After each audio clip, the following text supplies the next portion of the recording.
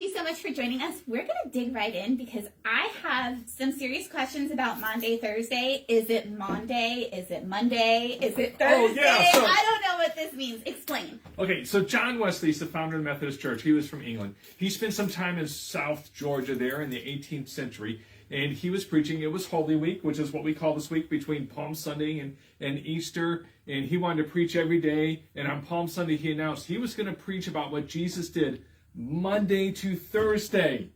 Monday to Thursday. And he had this British accent, and people in South Georgia have their own accent. And so when they're going into town telling people to come and hear his sermons, they're going, come, he's going to talk about Monday, Thursday. And that's how it came. Really? No, not at all. That is not true. That is, don't quote me on that one. Okay. Maundy, M-A-U-N-D-Y, from the Latin word mandate, from the Latin of the word mandate, where they're celebrating that Last Supper. Jesus and his disciples and followers are celebrating that last meal, and where Jesus gives them the command, the mandate to love one another. Okay. That's how we got it. So it's just Maundy, as in we celebrate in the Last Supper of Jesus' command to love each other. Okay, So I was trying to pick on people in Georgia because I have family there. So, So we have Maundy, Thursday, where we are recognizing that commandment that Jesus gave to love one another.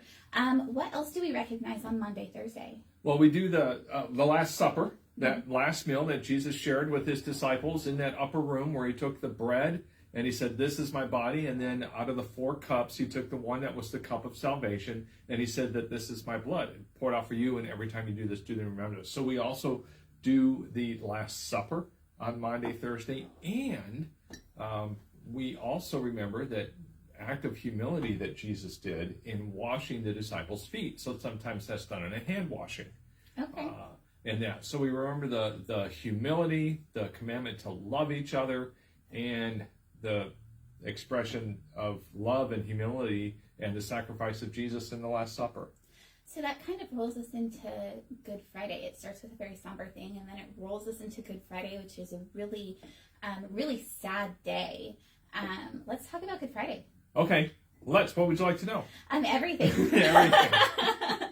Why do they call it Good Friday when it is such a sad Well, day? I know Black Friday was already taken by the retail establishments. Right. I guess.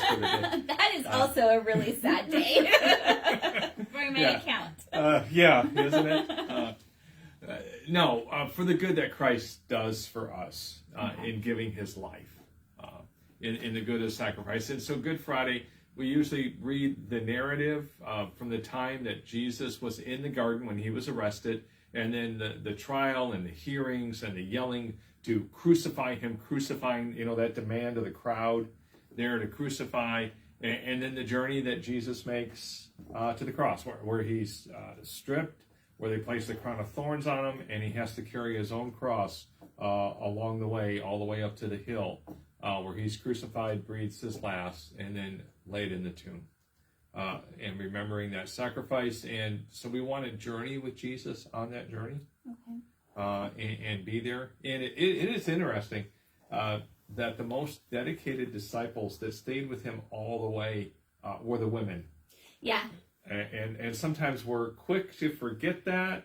But it's the women. John, the apostle, at least when he writes about it in his own gospel, he says he was there all the way too. Yes. But that's his side of the story. But no, that's where Jesus says to John, take care of my mom. She's going to be like your mom. And he says to his mom in a very tender moment, look, that's your son. Treat John like a son now. And John was the special disciple. Jesus had a special love for John in a very special way. So after Good Friday, which is a really sad, somber moment, we go into rejoicing on Easter Sunday, which is wonderful. What are we supposed to do on Saturday?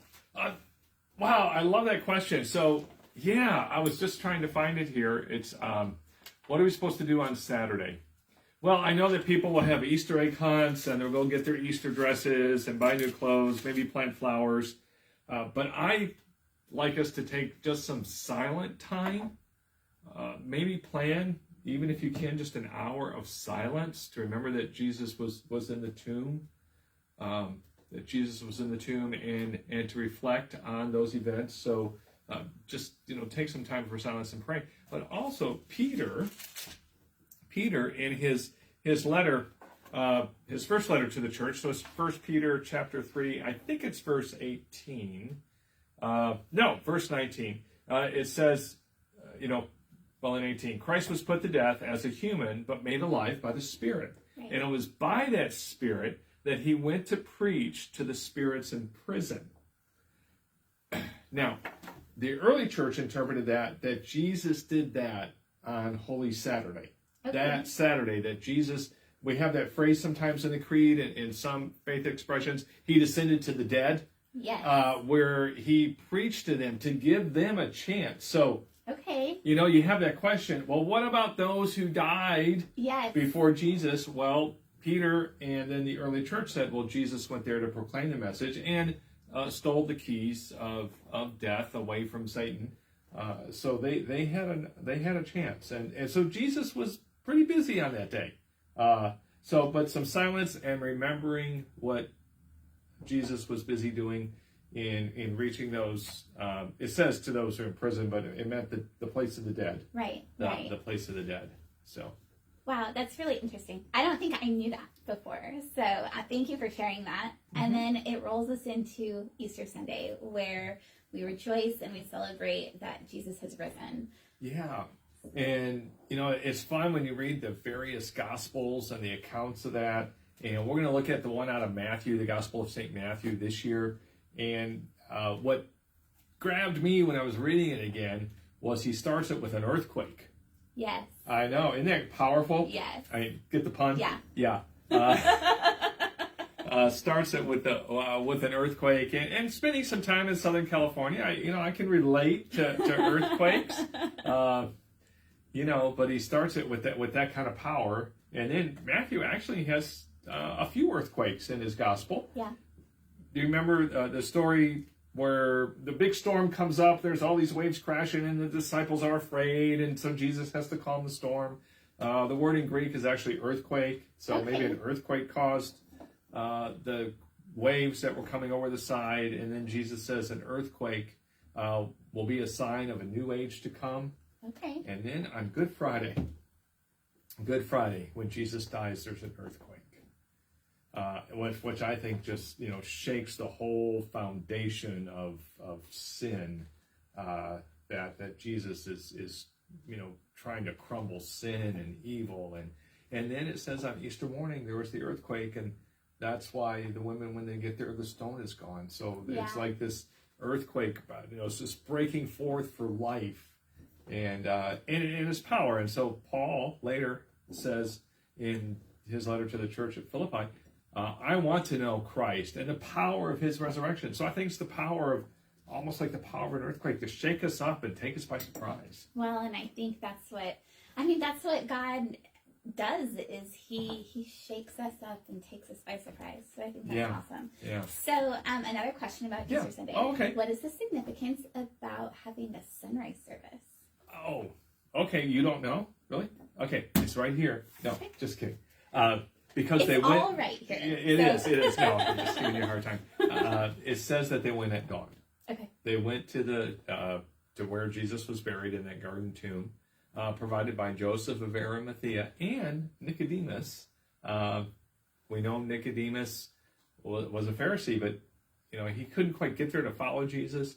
But he had faith in Jesus, and he stands up for Jesus to the Sanhedrin, that leadership council, and he is there and helps provide the tomb to put Jesus in at peace in the tomb on that. So, something happened with Nicodemus. But it's because they went at dawn. Because they went at dawn. So we rise at dawn and celebrate. We rise at dawn to celebrate the resurrection. Perfect. Yeah. Well, should we take a minute and check Facebook, see if we have any questions? Let's see. I haven't been able to find.